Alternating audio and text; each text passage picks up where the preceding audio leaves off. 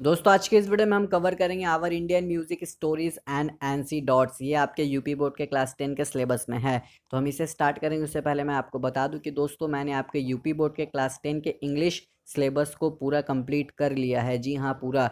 तो यदि अब तक आपने उन सभी चैप्टर के वीडियोज़ को नहीं देखा तो दोस्तों ऊपर एक आई बटन होगा, आप उसमें क्लिक करें और सिंपली सभी चैप्टर के वीडियोज़ को देख ले। इससे आपका सिलेबस भी कंप्लीट हो जाएगा। और हाँ दोस्तों, सबसे इम्पॉर्टेंट बात कि आप हमारे चैनल को यानी कि डिजिटल कक्षा को सब्सक्राइब कर ले, क्योंकि जब भी मैं आपके सिलेबस से रिलेटेड वीडियोस बनाऊंगा ये आपके पास पहुंच जाएगा।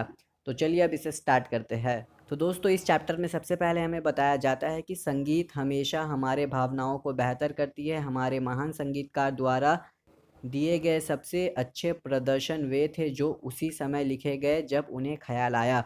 दोस्तों इसका मैं अच्छे से समझाऊं। मान लीजिए कोई एक सिंगर है, तो जिस वक्त उसे जो ख्याल आया, यानी कि वो समझिए नेचर को देख रहा है, वो किसी पहाड़ को देख रहा है, तो उसी वक्त उसे फीलिंग आती है कुछ गाने का, तो उसी वक्त उस गाने को गाता है। तो हमारे इंडिया में जितने भी संगीतकार हैं ना, उन्हें ऐसे ही संबोधित किया गया है। मतलब कि वही महान बने हैं जिन्होंने जिस वक्त उन्हें ख्याल आया उसी वक्त उस गाने को गा दिया। अब हमें चैप्टर में आगे बताया जाता है कि भारतीय संगीत का इतिहास कहानी और छोटी कहानियों से भरा हुआ है। संगीत खुद में ही एक कहानी है। जी हाँ दोस्तों, जो गाना होता है वो खुद में एक स्टोरी होता है। रचनाकार यानी कि क्रिएटर, जिसे आप गॉड भी कह सकते हो। तो यहाँ कहा गया है कि क्रिएटर ने दुनिया की रचना की। जी हाँ, दुनिया को गॉड ने ही बनाया, आप सभी को पता है।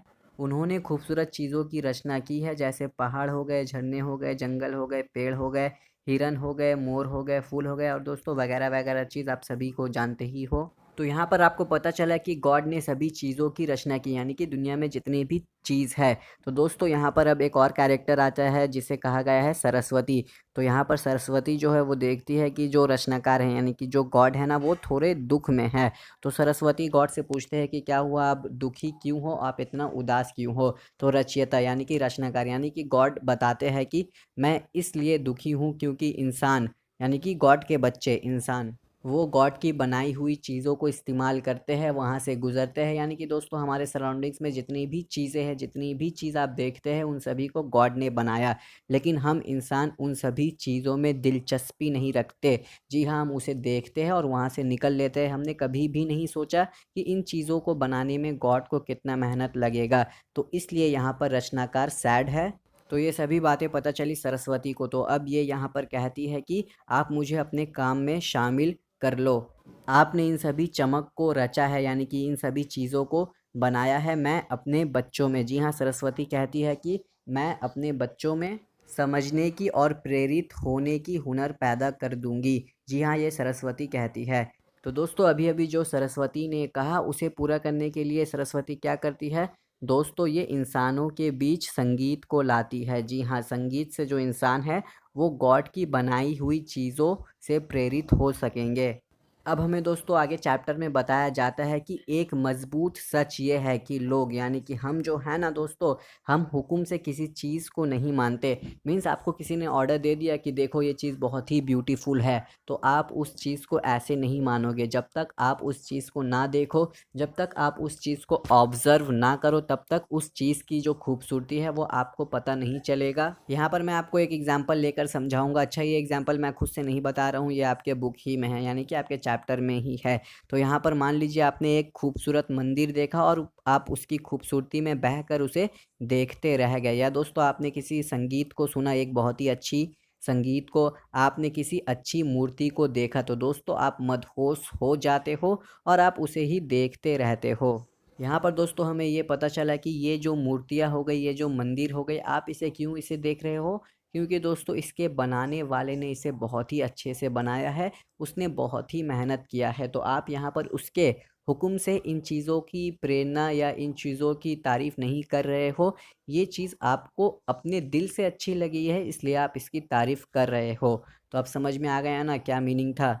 ये सब कला दोस्तों कलाकारियों के द्वारा बनाई गई है, और दोस्तों इन सभी चीज़ों को बनाने में बहुत ही बड़ा और बहुत ही ज़्यादा मेहनत है। तो दोस्तों अब यहाँ पर बुक के यानी कि इस चैप्टर के एंड में आपको एक एग्जाम्पल देकर अच्छे से बताया जाता है संगीत के बारे में। तो दोस्तों तानसेन, आप सभी इनको जानते होंगे। ये अकबर के दरबार में एक महान कवि था। ये बहुत ही अच्छा संगीतकार भी था। अकबर को दोस्तों संगीत सुनना बहुत ही पसंद था और अकबर अक्सर तानसेन की आवाज़ सुनता रहता था, यानी कि उसकी संगीत को सुनता रहता था और उसे बहुत मानता भी था। तो दोस्तों एक दिन ऐसे ही अकबर संगीत सुन रहा था, किसका? अरे तानसेन का, उसी का ना सुनेगा। तो दोस्तों अकबर तानसेन का संगीत सुन रहा था और वो मोहित हो गया। क्या कहते हो आप हिंदी में, मेरे को नहीं पता। तो वो वही हो गया, मीन्स बेहोश टाइप का हो गया। तो अब उसकी संगीत को सुनने के बाद अकबर बहुत ही खुश है। अब अकबर तानसेन से कहता है, अरे तुम्हारी आवाज़ में बहुत जादू है, तुम्हारी आवाज़ ने तो मुझे इस दुनिया से दूसरे दुनिया में ले गया। मैंने आज तक ऐसा गाना नहीं सुना है, मैं बहुत खुश हूँ, तुम बहुत ही बेहतर हो। तो दोस्तों यहाँ पर जो तानसेन है वो अकबर को कहता है, नहीं नहीं ये तो कुछ नहीं था, मैं तो सिर्फ स्टूडेंट हूँ, स्वामी हरिदास। अच्छा दोस्तों इनका नाम आप एक बार अच्छे से देख लेना बुक में, मुझे श्योर नहीं है, मैंने आपको पहले ही बताया है कि मैं आपको गूगल से पढ़ाता हूँ, मैं आपके बुक को नहीं खोलता हूँ। लेकिन हाँ अगर बुक को खोलूँ तो उतना आइडिया या उतना एक्सप्लेन मैं नहीं कर पाऊँगा जितना मैं गूगल से एक्सप्लेन कर देता हूँ। तो बहरहाल यहाँ पर जो तानसेन है वो कहता है कि मैं स्वामी हरिदास का स्टूडेंट हूँ, तो हम ये इसे कहते हैं स्वामी। तो तानसेन ने कहा कि मैं स्वामी का स्टूडेंट हूँ और वो बहुत ही महान है, उनकी आवाज़ के सामने मेरा आवाज़ कुछ भी नहीं। तो दोस्तों यहाँ पर अकबर कहता है, अरे ये कौन है, तुमसे अच्छा आवाज़ कैसे हो सकता है, मुझे उससे मिलाओ, मुझे उनका गाना सुनना है। तो दोस्तों इसके लिए अब जो तानसेन है वो जाता है हिमालय वहाँ ढूंढने के लिए स्वामी को। तो स्वामी यहाँ मिल जाते हैं। तो अब तानसेन स्वामी को कहता है कि हमें कोई गीत सुनाइए, लेकिन दोस्तों स्वामी नहीं सुनाते हैं। जी हाँ, स्वामी गीत नहीं सुनाते हैं। तो दोस्तों अब कुछ देर बाद क्या होता है, ये जो तानसेन है ना ये गीत सुनाने लगता है। जी हाँ, और तानसेन जानबूझकर गलत गाता है। क्यों? क्योंकि ये जो स्वामी है ये इस गलत गीत को सुने और उसे ठीक करे। जब वो इसे ठीक करेंगे तब उन्हें गाना ही पड़ेगा। तो ये दिमाग लगाया तानसेन ने।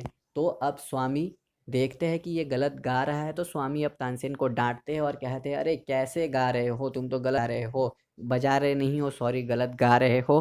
तो अब स्वामी क्या करते हैं, स्वामी खुद से गाते हैं। और दोस्तों जब स्वामी का गाना अकबर सुनते हैं तो वो बहुत ही मोहित हो जाते हैं। जी हाँ, अकबर बहुत ही खुश हो गए। तो दोस्तों यहीं पर ये चैप्टर एंड होता है। मिलेंगे आपसे बहुत ही जल्द अगले वीडियो के साथ।